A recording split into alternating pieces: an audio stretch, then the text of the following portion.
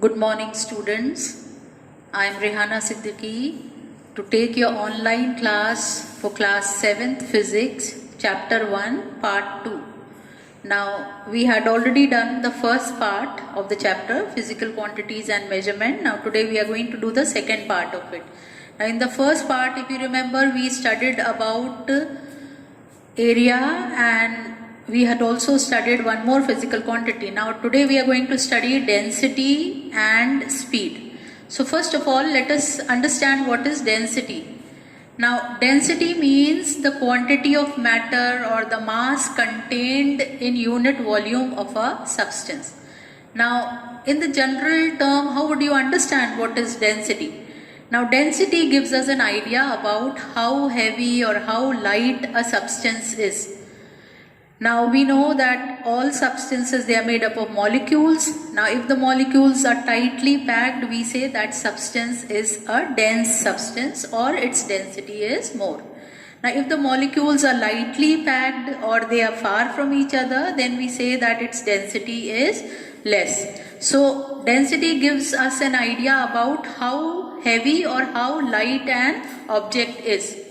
Now suppose we take two objects of same volume. For example, you take 1 kg of same volume means the same size. So if you say take this much big stone and this much of cotton, so which one will you find heavy? You will see that a stone of this size will be heavier to this much of cotton. So if two objects of same volume are taken, so the one which is heavy will be said to be more dense.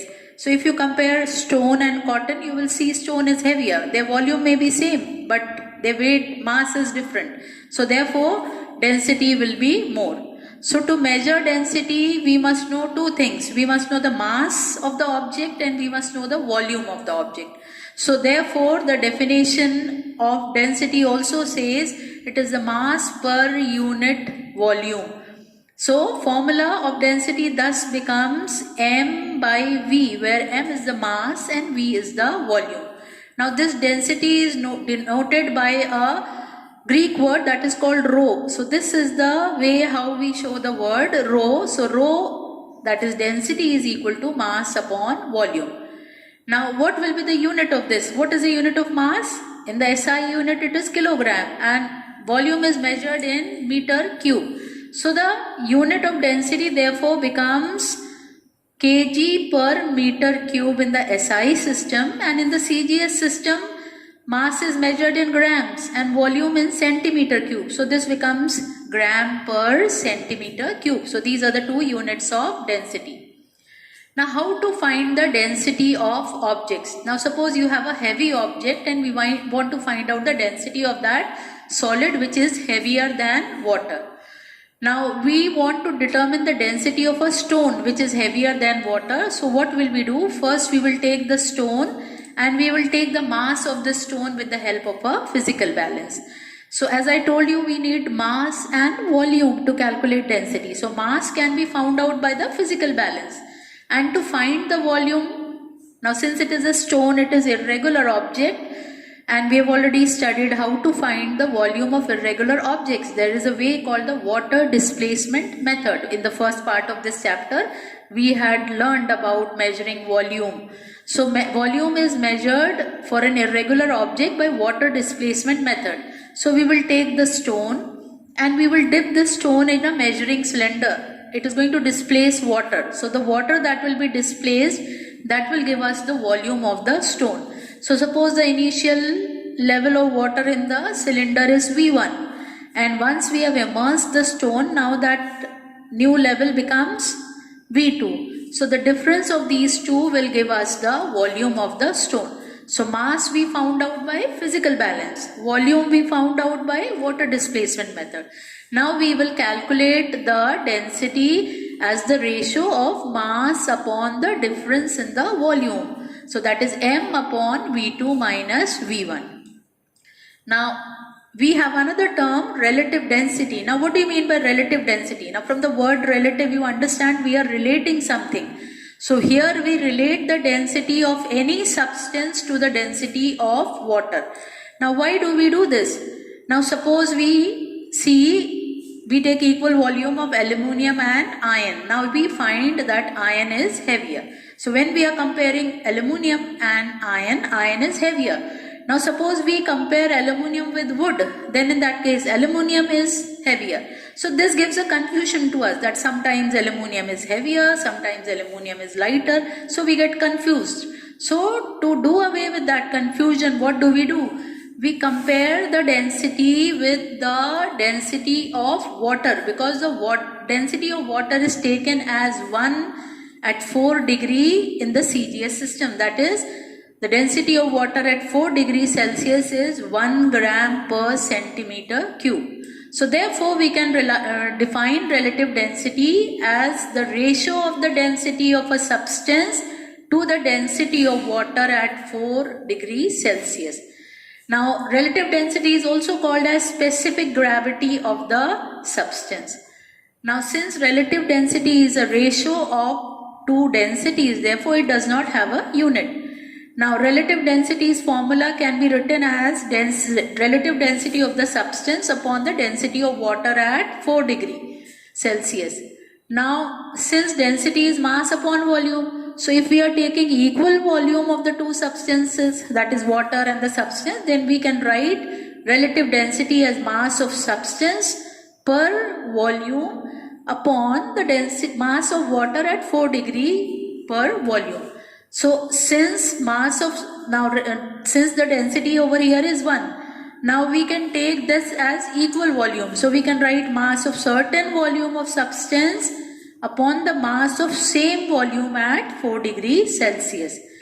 Now relative density of some common substances we know, like for example, alcohol is 0.82, mercury is 13.95, oxygen is 0.00143, dry air is 0.0013, petrol is 0.72, sea water is 1.02. Now if it is the plain water, that is a river water, then it is 1, and sea water has more density because it has got salts in it. So the density of sea water is 1.02. Now how do we determine the relative density? Now to determine the relative density, we have a special bottle which is called the RD bottle or the relative density bottle. So we can find the relative density of any liquid with the help of a relative density bottle. Now what we do is we take the relative density bottle and we weigh it. First we weigh when it is empty, and suppose its mass is m1.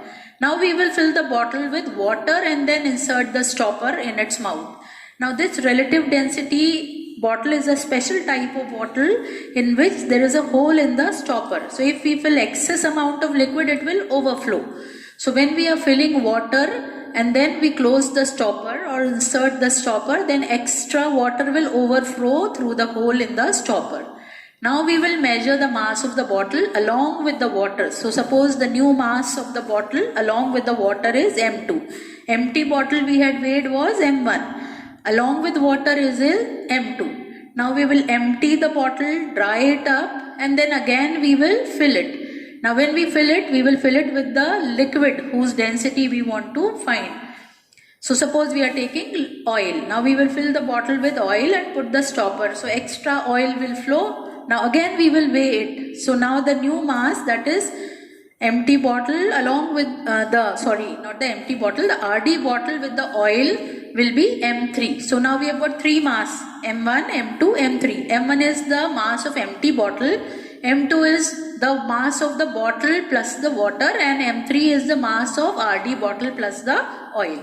So we can find now what is the mass of water by subtracting m2 minus m1, and same way mass of oil can be found out by subtracting m3 minus m1. Now we are saying RD of oil should be mass of oil upon mass of same volume of water. So what is the mass of oil here? m3 minus m1. And what is the mass of water? Same amount of volume of water is m2 minus m1. So this way we can find the relative density of a liquid. Now this is the figure of the relative density bottle. You will see it has a stopper. Now this is a special type of stopper with a hole in it. So once when we fill liquid, that extra amount of liquid overflows from it.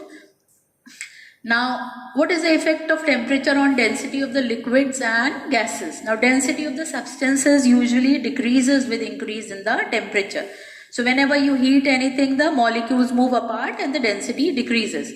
So, suppose we take hot fluid and we mix it with cold fluid, then what will happen? The hot fluid being lighter rises up and the cold fluid being denser settles down or descends down. So this is because the density of hot fluid will be less and the density of the cold fluid will be more. So cold will settle down and the light will rise up. Now the next physical quantity which we have to study is speed. So in this chapter we have studied about volume, we studied about area, now then we covered density and relative density, and the last physical quantity which we are going to study now is speed. So speed is, what is speed? Now speed gives an idea how fast a body is moving or how slow a body is moving. So if we want to know the speed, we must know two things: how much distance has been covered and in how much time it has been covered.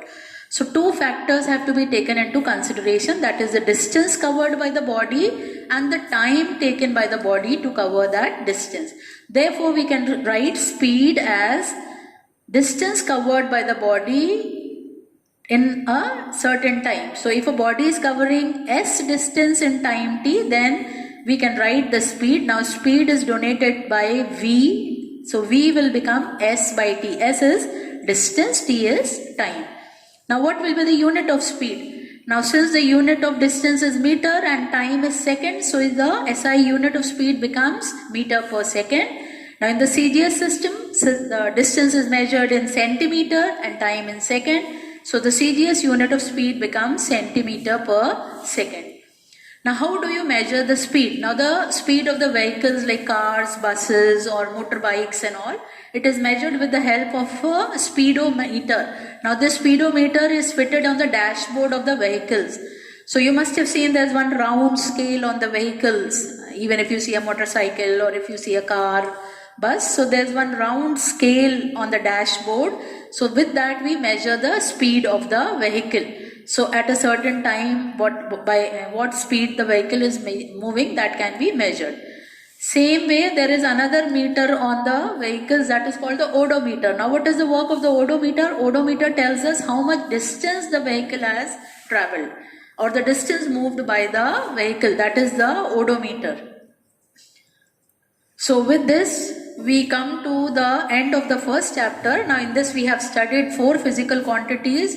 I hope children you have understood nicely. Now you can go through the exercises and revise the entire chapter. So thank you, and I hope you all are keeping safe. So stay healthy and happy. Thank you.